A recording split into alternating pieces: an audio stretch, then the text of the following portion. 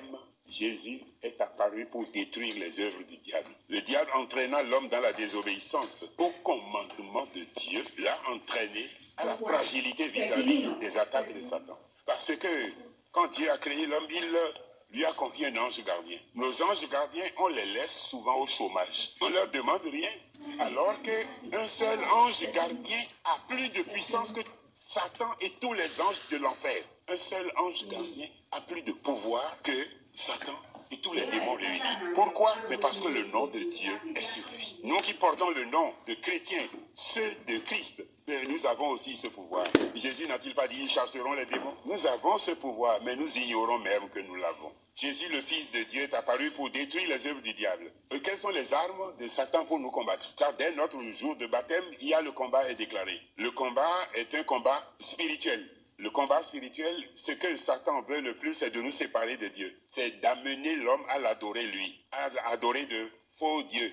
Alors, Dieu, vous voyez, va donner des commandements à son peuple quand il va le sortir d'Égypte.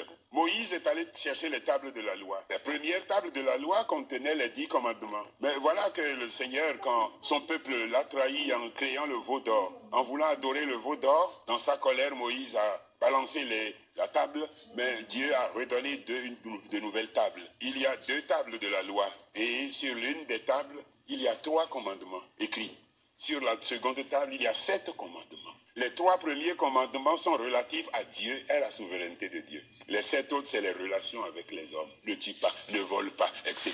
Eh bien, lorsque les commandements sont donnés, les commandements dont la violation entraîne le plus d'ennui pour l'homme, jusqu'aux malédictions, c'est la violation des 3 premiers commandements. Un seul Dieu tu adoreras. Tu ne te feras pas d'image taillée de Dieu. Tu seras fidèle à ton Dieu. Eh bien, la violation de ces 3 premiers commandements nous expose le plus souvent à la malédiction. Les plus grosses sources de malédiction proviennent de la violation de ces 3 premiers commandements, car ils touchent la souveraineté de Dieu. Alors,